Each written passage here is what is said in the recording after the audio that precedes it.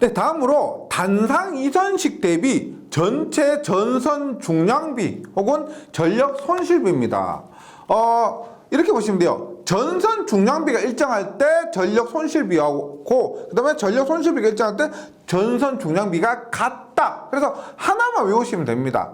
네. 그랬을 때 이때 조건이 사용 전압 전력 손실이 일정해야지 이런 값들이 변하면 안 돼요. 그래서 저번 시간에 단상 이선식 대비 한 가닥당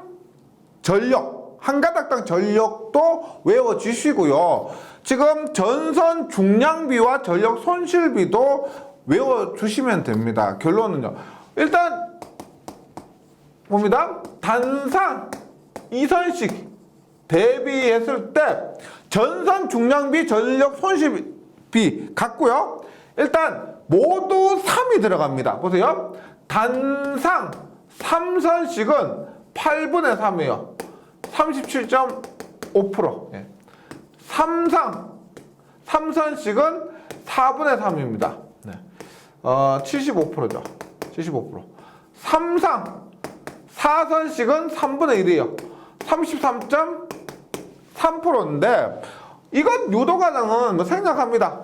영양가가 별로 없어요. 이거 유도하는 데는 시간이 좀 걸리는데 결과적으로 요 수치만 묻고 있기 때문에요. 앞 시간에서 한산화 전력 공급은 그냥 간단하니까 유도를 했고 이 값은 복잡하기 때문에 결과만 좀 기억을 해주시기 바라겠습니다.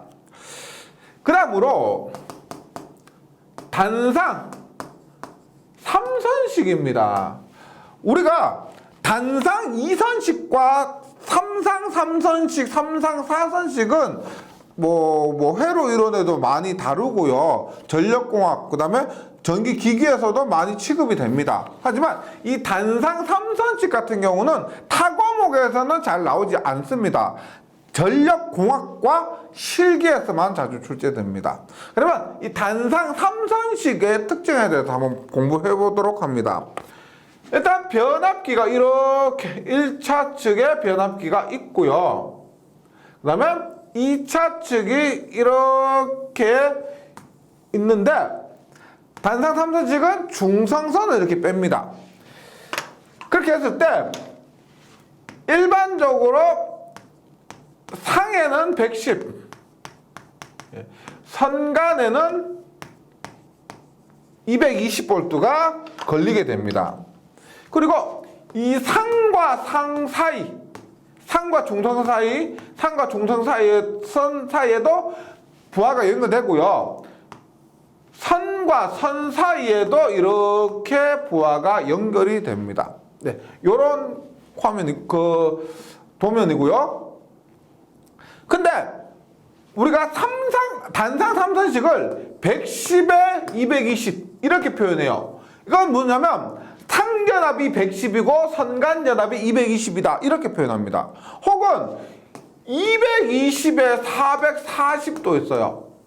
상이 220이고 선간이 440 이런 것도 표현을 했을 때 얘는 단상 3선식이구나 하고 이해를 하셔야 됩니다. 친절하게 단상 3선식이고 상전압 110, 선간전압 220 이렇게 설명 안 해주고요. 이렇게만 표현을 해도 단상 3선식인 것을 이해해 주셔야 되고요. 그 다음에 이렇게 표현할 수도 있습니다.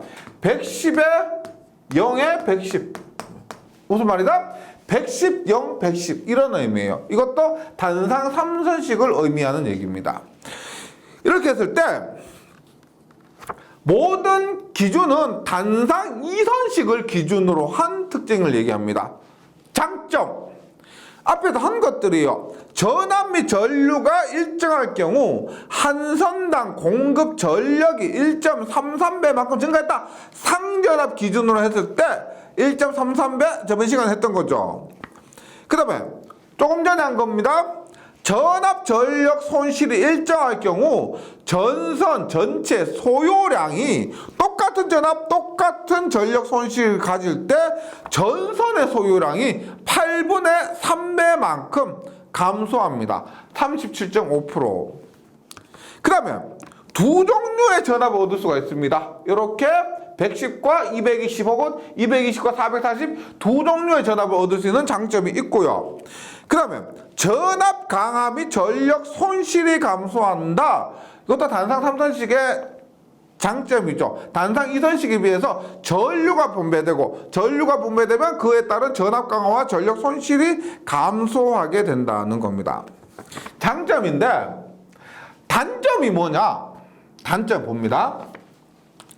첫 번째, 부하 불평형 시 전압 불평형이 발생한다는 거예요. 지금 단상 3선식을 두고 봅니다. 보세요. 요렇게 예를 들어서 수치를 갖고 설명해 드리는 게 좋을 것 같고요. 네. 계산하기 쉽도록 여기에 100V가 걸립니다. 100V. 100V 걸리고 여기에 저항이 똑같이 15ohm이라 할게요. 15ohm. 15ohm이라 합니다. 그 다음에 여기에 전력을 200W.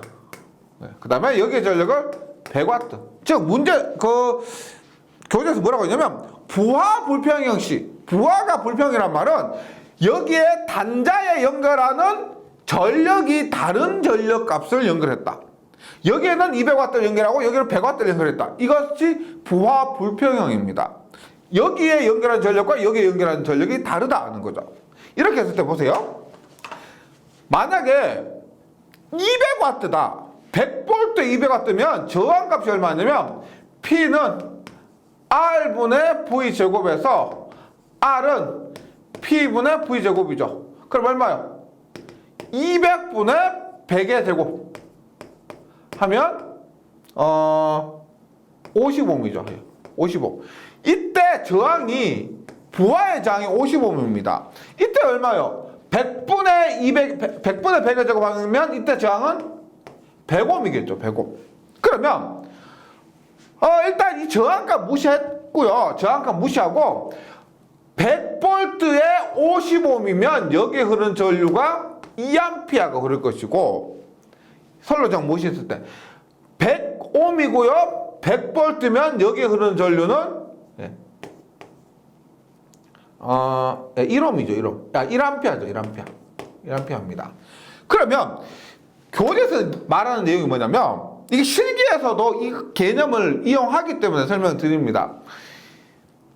2A에 15ohm이면 전압 강화가 얼마예요? 20V입니다. 그러면 100V를 보냈는데 여기에 20V 깎아 먹으니까 여기에 걸리는 전압은 얼마가 된다? 80V가 됩니다. 80V.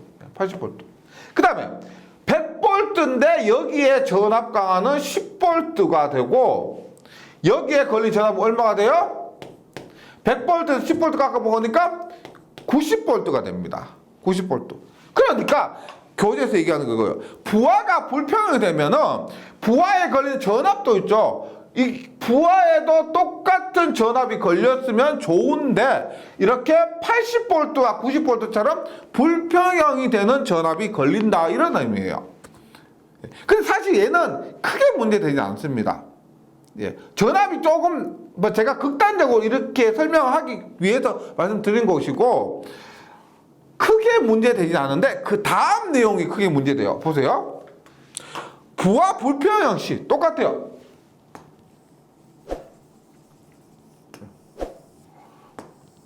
부하 불평형 시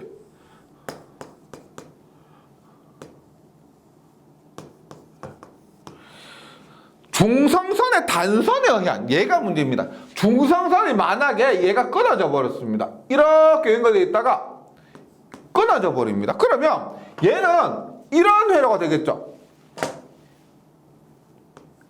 이 사이에 200V가 걸렸고요. 이 사이에 200V 걸렸고 앞에 것을 그대로 이용하면 얘가 50ohm이고 여기가 100ohm입니다. 이런 회로가 돼요. 이렇게 됐을 때 전압 불평 만약에 단선이 되지 않으면 괜찮은데 단선이 되면은 전압 불평형이 발생합니다. 어떻게 보세요? 여기는 몇 볼트가 걸리느냐? 전압 200V가 분배가 되죠. 200 곱하기 50, 100이니까 50 플러스 100분의 여기 걸린 전압은 50 하니까요. 150분에 200 하면 63.3V. 66.6V죠. 3분의 1 하니까 66.6V가 됩니다. 그 다음에 여기에 걸린 전압 얼마? 200 곱하기 150분에 100 하니까 133.3V가 됩니다. 즉 단선이 되면 여기는 100V, 여기도 100V 걸려야 전격인데 여기에 66.6V, 여기에 133V 걸려요. 그러면 이 부하는 100V가 전격인데 133V의 높은 전압이 걸려버리니까 이 부하가 소선될 가능성이 있다는 겁니다. 얘는 그냥 뭐 동작 안 되면 그만인데 얘는 소선될 우려가 있다. 그래서 단상 3선식은 중성선에 보통 여기 퓨즈 있죠. 전압선에는 퓨즈를 연결을 할 수가 있는데 중성선에는 퓨즈를 연결할 수가 없습니다. 연결하면 안 돼요. 그래서 퓨즈 대신에 여기는 동선으로 직결합니다. 끊어지지 않는 구리선으로 직접 연결하지 퓨즈를 설치하면 안 된다. 네. 그래서 교재 내용 다시 해볼게요. 부하 불평형 시 중성선의 단선에 의한 전압 불평형 발생으로 부하 소선 우려가 있어. 중성선에 퓨즈를 설치하면 안 되며 이런 전압 불평형을 줄이기 위해서 저압선에 말단에 밸런서를 설치합니다. 이 경우는 괜찮은데 이 경우는 중성선에 퓨즈 설치하면 안 되고요. 그 다음에 앞에서 전압 불평형이 발생했죠. 그래서 이 부하 부분에 요것을 우리가 일종의 간단한 변압기라 보시면 됩니다. 이것을 우리가 저압 밸런서라 그래요. 밸런서. 네. 밸런서. 그래서 전압에 균형을 맞춰주는 겁니다. 전압 불평형이 발생하다 보니까 그 불평형을 보충해주기 위해서 이 저압 밸런서를 설치합니다. 네, 밸런서를 설치해준다. 이렇게 기억을 해주시고요. 그래서 저압 밸런서를 사용하는 방식이 단상 3선식밖에 없다. 네, 이렇게 사용을 합니다. 그 다음에 전압의 N배승압이 있습니다. 굉장히 중요하죠. 네.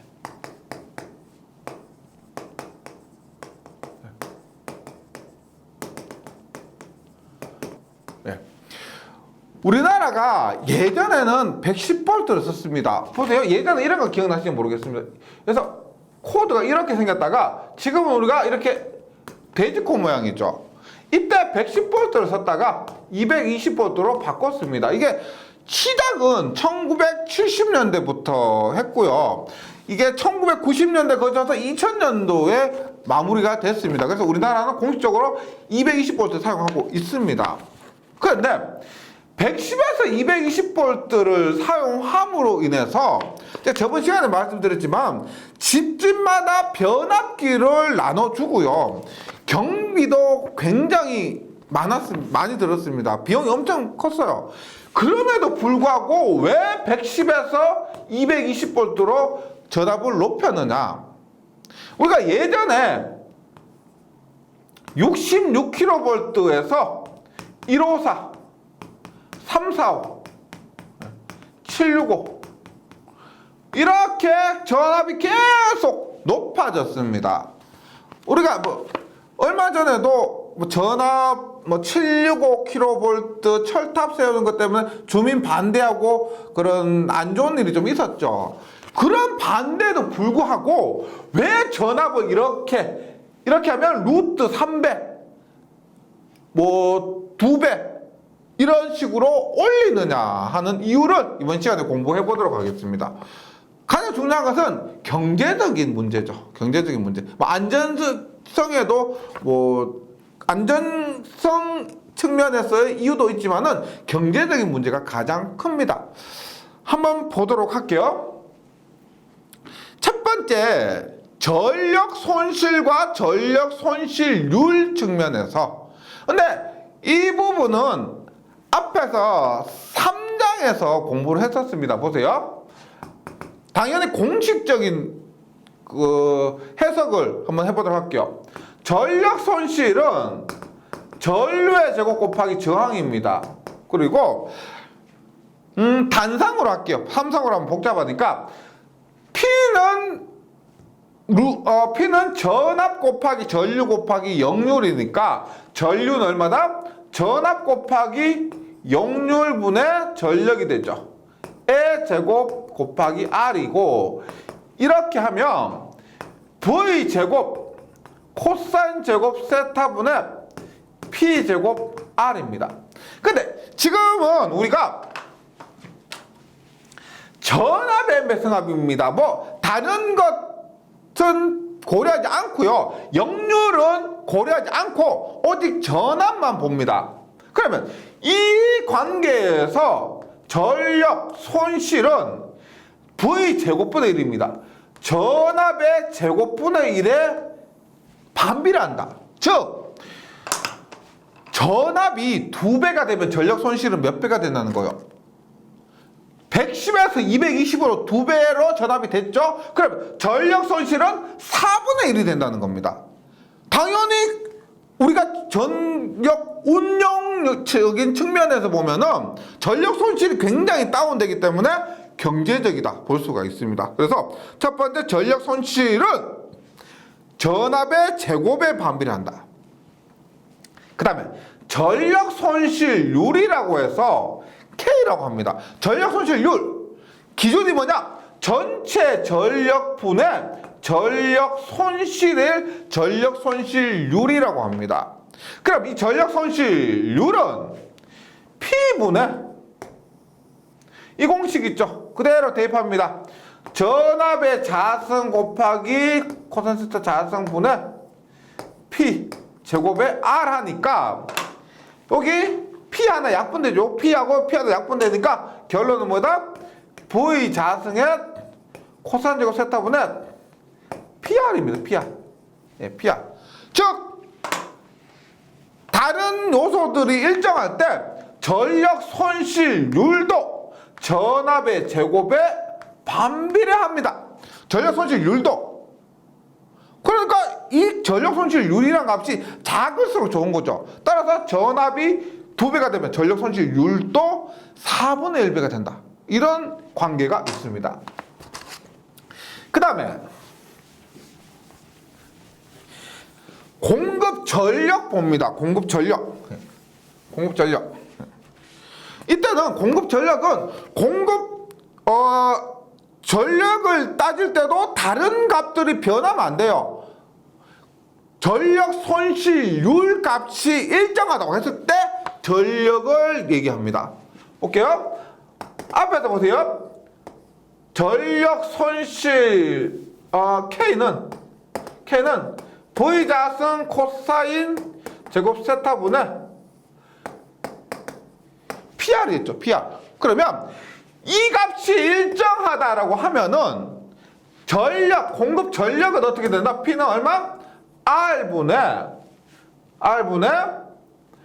V 자승 코사인 제곱 세타 곱하기 K가 됩니다. K. 그러면 어떻게 돼요? 결과적으로 공급 전력은 전압의 제곱에 비례합니다.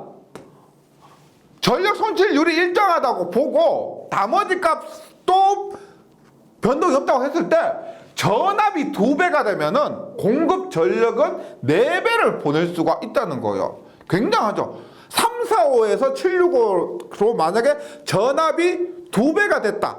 2배 넘죠? 2배가 됐다고 하면 보낼 수 있는 전력은 4배를 보낼 수가 있다는 거죠. 예, 그렇기 때문에 공급 전력적인 측면에서도 전압의 승합이 유리합니다. 그 다음에 이것뿐이 아니고 전선의 단면적까지 한번 보도록 합니다. 보세요. 지금 여기에서 V 자승의 코사인 제곱 세타 P에 우리가 앞에 2장에서 선로 정수할 때 R은 로 A분의 L이었죠. 그래서 R 대신에 얼마? A 로 L을 대입을 하면 R 대신에 이렇게 대입하면 전선의 단면적은 어떻게 됩니까? 전선의 단면적은 넘어가니까 V 자승의 코사인 제곱 세타의 K 분의 P의 로 L이 됩니다. 그러면 이게 무슨 말이냐면 전선의 단면적은 전압의 제곱에 반비례합니다. 어떤 말이요? 내가 전압이 3, 4, 5kV일 때는 이만한 전선의 단면적을 써야 되는데 만약에 765 2배가 됐다 그러면 전선의 단면적이면 요만한 거 써도 된다는 거죠. 이게 뭐예요? 전선 B 자체가 굉장히 다운됩니다. 똑같은 전력에 똑같은 거리라고 했을 때 전압이 2배가 되면 전선의 단면적은 4분의 1이 되는 거예요. 굉장히 경쟁적이죠. 그러면 이것뿐만 아니고 거리 한번 볼게요. 거리 L은 어떻게 돼요? L은 넘어가니까 P 로분의 A V의 자승 코사인 제곱 세타 K가 되죠. 길이는 어떻게 돼요? 전선 길이는 얼마? 전압의 제곱에 비례하게 됩니다. 뭐냐? 내가 전압을 2배로 했다. 보낼 수 있는 거리가 4배가 된다는 겁니다. 즉 예를 들어서 3, 4, 5km로 해서 예를 들어서 내가 서울에서 대전까지 전력을 보낼 수가 있었는데 765를 하니까 서울에서 부산까지 전력을 보낼 수가 있더라. 이런 의미입니다. 똑같은 전력, 똑같은 손실일 때 보낼 수 있는 거리가 4배가 된다. 이런 의미예요. 그래서 공급 전력적인 측면에서도 공급 거리적인 측면에서도 좋고요. 그 다음에 전압 강화와 전압 강화율입니다. 전압 강화와 전압 강화율은 이걸 보셔야 돼요. 우리가 보세요. 전력은 간단하게 VI가 됩니다. 전력은 전압 곱하기 전력. 그래서 똑같은 전력을 보낸다고 했을 때 전압을 N배로 하면 얘가 똑같은 전류면 전류는 어떻게 돼요? N분의 1이 돼야 되겠죠. 따라서 약분하면 VI가 되는 겁니다. 따라서 전압을 N배 하면 똑같은 전력을 보낸다고 했을 때 전류는 N분의 1배가 돼야 돼요. 그러면 전압 강화는 우리가 일반적으로 뭐 IR의 코사인 세타 뭐 어떻게 하지만은 기본적으로 IR이죠. 예, 리액터에서 무시했을 때. 그러면 얼마? 전류가 N분의 1이 됐기 때문에 얼마? N분의 1이. 즉 전압 강화는 전압의 반비례합니다. 전압이 N배 되면은 전압 강화는 N분의 1 해서 전압 강화는 전압의 반비례. 그 다음에 전압 강화율이 있죠. 전압 강화율은 전압분의 전압 강화입니다. 맞죠? 그러면 전압은 몇 배? N배가 되고 전압 강화는 N분의 1이 되니까 N분의 N분의 1하면 얼마? N제곱분의 V분의 2. 즉 전압 강화율은 전압의 제곱에 반비례하는 관계가 됩니다. 네. 그래서 지금 다 공식을 통해서 유도를 해봤는데요. 이 관계는 시험장에서는 처음부터 이게 다 따지고 하시지 마시고 여기에 정리를 하면서 좀 외워주시면 좋겠습니다. 처음부터 한번 볼게요. 처음부터 전압의 N배 승하 했을 때 처음부터 나오는 건 뭐냐? 전력 손실은 전압의 제곱에 반비례. 맞죠? 전력 손실율도 전압의 제곱에 반비례. 공급 전력은 전압의 제곱에 비례.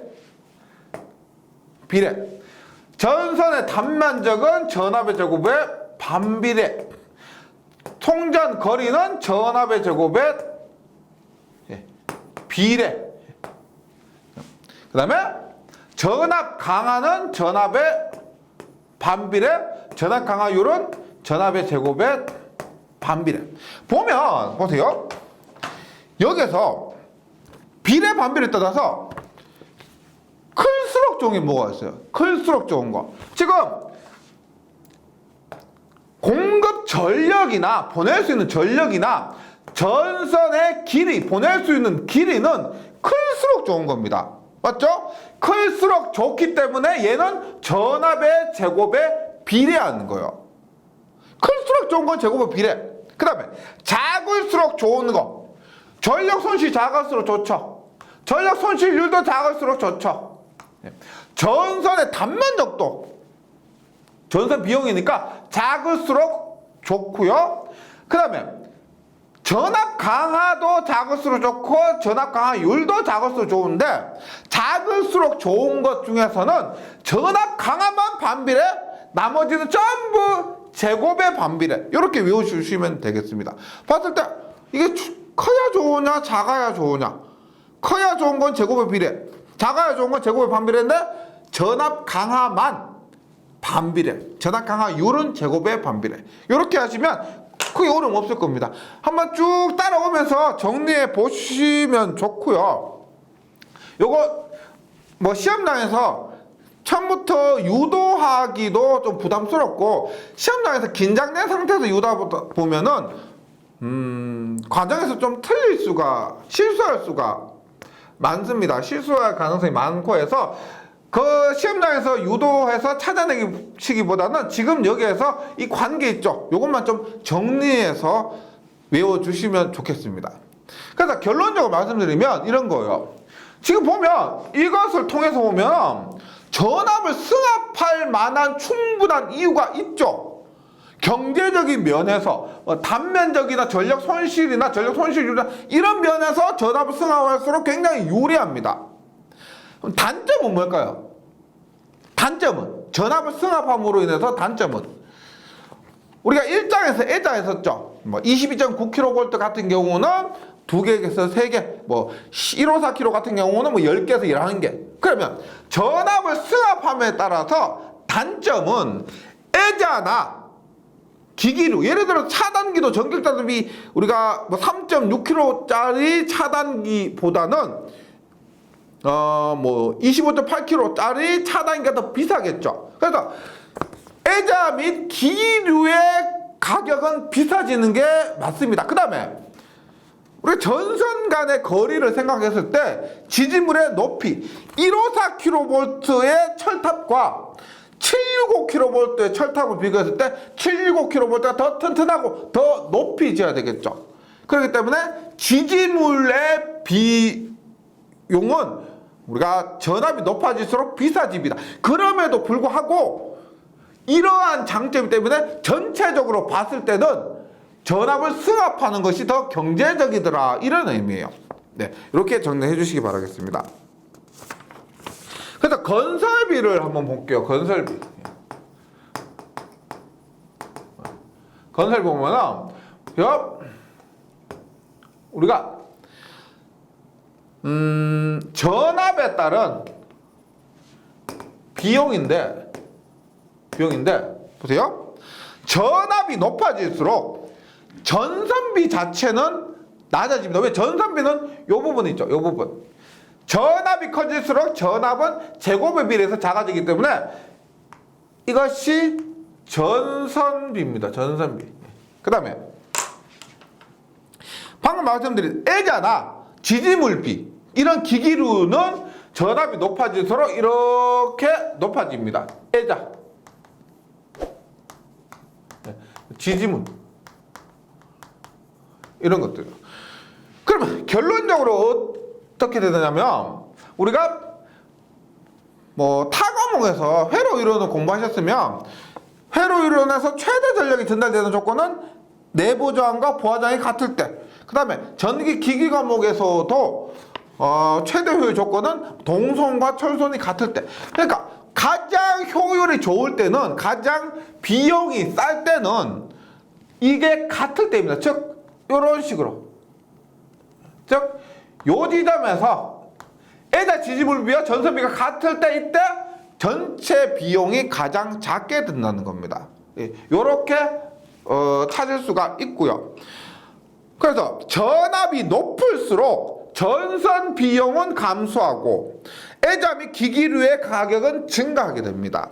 그 다음에 전선과 대지 및 전선 상호간의 이격거리를 크게 해야 되므로 지지물 자체의 가격도 증가하게 된다. 그럼 운전 유지비 측면에서는 어떻게 되느냐? 운전 유지비는 전력 손실 보시면 되죠.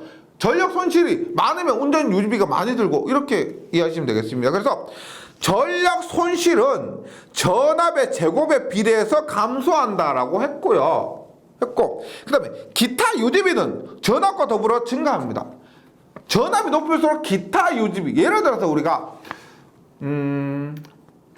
전기 기사는 10만 볼트 이상을 취급할 수가 있지만 산업기사 취득하신 분은 10만 볼트 이상은 취급할 수가 없다. 용량은 상관이 없는데 전압 자체는요. 그 다음 기사가 상주를 해야 됩니다. 그 다음에 전체적으로 앞에서 말씀드린 것처럼 뭐 차단기도 그 3.3kg보다는 22.9kg가 비싸고 154kg가 비싸고 그래서 전체적으로 기타 유지비는 전압과 더불어서 증가합니다. 하지만 결론적으로 이렇게 승합을 하는 것이 모두를 토탈했을 때 경제적이기 때문에 이렇게 우리나라에서는 꾸준히 이렇게 승합을 하고 있다는 거 기억을 해주시기 바랍니다. 그 다음에 마지막으로 전원 종류별 송배전 방식의 특징입니다. 전압 종류별. 우리가 이런 전기를 전공하시는 분들은 거의 대부분 알고 계십니다. 전기 역사에서 가장 유명한 게 뭐냐면 전류전쟁이라고 있습니다. 커런트 워. 전류전쟁이 뭐냐면 제네릭 일렉트릭을 세운 사람이 에디슨이죠. 그 에디슨이 사장이고요. 그 다음에 그 직원으로 테슬라라는 사람이 있었습니다. 그런데 요즘 뭐 전기 자동차로 유명한 테슬라인데 그 당시에 전기가 초기에 뭐 전등도 이제 나오기 시작하고 했을 때 발전기도 처음 시작되었을 때 그때 교류 방식이냐 직류 방식이냐를 갖고 두 명이 뭐 싸웠습니다. 그래서 전류 전쟁이라고 그래요. 그러면 에디슨이 직류를 주장했고요. 테슬라가 교류를 주장했어요. 그런데 이 사람이 사장이고 이 사람이 직원이라 그랬죠. 그러면 당연히 처음에는 사장의 뜻대로 직류 방식을 선택을 했었습니다. 그런데 미국에서 박람회가 열렸어요. 그런데 거기에 전기를 공급해야 되는데 일단 직류는 보세요. 처음에 직류 110V를 사용했는데 앞에서 했지만 전압이 낮으니까 송전 거리가 작더라는 겁니다. 앞에서 했죠? 송전 거리가 작아서 이 110V를 6600V로 전압을 높이니까 이제 뭐가 있느냐? 전압을 변하는, 전압의 크기를 바꾸는 이게 문제가 되더라는 거예요. 최근에는 직류의 전압의 크기를 바꾸는 것이 전력 변환 장치가 잘 되어 있기 때문에 크게 문제가 없는데 예전에는 뭐 반도체도 없죠. 직류 전압의 크기를 바꾸기가 어려웠습니다. 그러다 보니까 결국 AC 방식으로 결정이 된 거죠. 그래서 에디슨의 직류 방식이 한 10몇 년을 이렇게 하다가 그 뒤로 테슬라의 AC 방식이 도입돼서 지금까지 사용돼요. 네. 그런데 최근에는 다시 직류 방식을 뭐 선호하는 이런 얘기도 나오고 있습니다. 당연히 장단점이 있기 때문에 이렇게 되는데 이번 시간에 교류와 직류 장단점에 대해서 간단하게 정리를 해보도록 할게요. 먼저 교류 송전 방식의 특징입니다. 교류 송전 방식의 특징으로는 가장 큰 장점이 변압기를 이용한 전압의 크기 변환이 용이하다는 거예요. 말씀드렸지만 만약에 이 방법이 원활했다면 에디슨이 110V 직류를 6600V 직류로 원활하게 변경을 했다면은 이 직류 방식이 채택되었을 거예요. 그런데 변환 과정에서 직류가 어려웠기 때문에 교류가 선택된 겁니다. 반대로 교류는 변압기를 이용하면, 전자유도 법칙을 이용해서 변압기를 이용하면 전압의 크기 변환이 용이하다. 이것이 가장 큰 장점이죠. 그 다음에 일관된 운용이 가능하다. 뭐냐? 우리가 주파수는 상용 주파수 60Hz, 크기는 220V다 혹은 뭐 22.9kV, 154kV 이렇게 딱딱 정해져 있죠. 그래서 일관된 주파수, 일관된 전압의 크기로 운용하기가 유리하다는 겁니다. 일관된 운용 가능. 그 다음에 삼상 교류 방식에서 회전 자계를 쉽게 얻을 수 있습니다. 우리가 삼상 그 발전기로 사용되는 것이 삼상 동기 발전기 혹은 전동기로는 삼상 유도 전동기는 회전 자계가 꼭 필요합니다. 회전 자계가 필요한데 이 회전 자계를 교류는 얻기가 쉽죠. 예, 직류는 어렵고요. 그래서 삼상 교류 방식에서 회전 자계를 얻기 쉽기 때문에 교류 송전 방식을 사용합니다. 근데 교재 단점은 언급하지 않았는데 단점은 엄청 많죠. 예. 교류를 사용하기 때문에 뭐 우리가 뭐 표피 효과에 의한 문제점, 그 다음에 절연을 많이 해야 된다. 그 다음에 결정적으로 직류만 사용하면은요 주파수가 없습니다. 주파수가 없으면 LC 값이 고려할 필요가 없죠. R만 고려하면 됩니다. 주파수가 없으면요. 그럼 우리가 전기 공부하시는 분 입장에서는 굉장히 안타까울 수가 있는데 LC 때문에 어려워지죠. 주파수 때문에 공부가 어려운데 직류는 LC가 없고 교류는 LC가 있기 때문에 그에 따라서 인가된 문제점이 굉장히 많습니다. 그래서 다 나열하기가 어렵고요. 장점 언급을 했습니다. 그럼 직류 송전 방식은 특징이 뭐냐? 절연 계급을 낮출 수가 있다. 이건 어떤 의미냐면은 우리가 교류는 100V를 사용하면은 실효값 100V죠. 그러면 최대값 얼마요? 141V입니다. 최대값은. 그러면 절연을 한다고 했을 때 100V만큼 절연해야 돼요? 141V만큼 절연해야 돼요?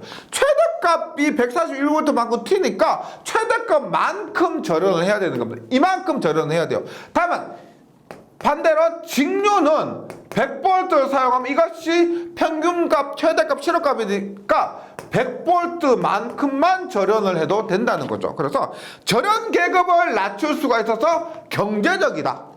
경제적이다. 교류는 이런 절연 측면에서도 굉장히 좋지 않습니다. 그 다음 송전 효율이 좋다. 송전 효율. 우리가 교류는 F가 있고 여기 F가 없습니다. F가 있고 여기 F가 없어요. 이것에 의해서 L 값과 C 값도 없어지고 송전 뭐 X분의 2V 뭐 사인 델타 X나 뭐 사인 델타 위상각 이런 것도 고려할 필요가 없어져요. 그리고 무효 전력이 없죠. 우리가 직류 송전에서는 주파수가 없기 때문에 무효 전력이 없습니다. 무효 전력이 없으니까 보내는 전력이 전부 피상 전력이 곧 유효 전력이요. 100% 다 쓸 수 있다는 겁니다. 그렇기 때문에 무효 전력이 없고 역률이 항상 1이기 때문에 송전 효율이 좋다. 네, 송전 효율이 좋다. 그리고 안정도가 좋다. 방금 말씀드렸지만 L 값이나 C 값 이런 것들이 없고 주파수가 없기 때문에 안정도가 좋다. 리액턴스 및 위상각에 대한 고려가 불필요하기 때문에 안정도가 좋다. 장점인데 단점은 뭐냐면 변환, 역변환. 여기서 말하는 변환, 역변환이라는 것은 인버터, 컨버터 이런 것들을 얘기합니다. 우리가 교류는 단순히 변압기를 통해서 전자유도 법칙에 의해서 철덩어리에 코를 감고 1차 측에 전압 가해주면 2차 측에 변압된 전압이 나오는데 교류는 그렇게 전압의 크기를 바꾸려면 컨버터로 했다가 인버터로 했다가 이런 과정에서 반도체 소재가 들어갑니다. 그러다 보니까 고도파도 발생하고요. 용량도 굉장히 크게 할 수가 없습니다. 그래서 직류송전 방식은 한계가 있어요. 우리나라에서 직류송전 방식의 대표적인 것이 뭐냐면 해남에서 제주도까지 해저 케이블로 직류송전을 합니다. 거기에는 직류송전 방식이 유리하기 때문에 사용하지만 나머지 부분에서는 직류송전 방식이 굉장히 어렵고요. 경제적이지 못합니다. 그래서 교류송전 방식을 보통 사용하고 있다. 이렇게 이해하시면 되겠습니다. 저는 종류별, 교류와 직류의 특징에 대해서는 외우시기보다는요, 방금 말씀드린 것 그냥 이해해 주시면은 객관식으로 문제가 출제됐을 때 선택하기가 어렵지 않을 겁니다. 네, 잘 정리해 주시고요. 저는 문제풀이 시간에 다시 뵙도록 하겠습니다. 수고하셨습니다.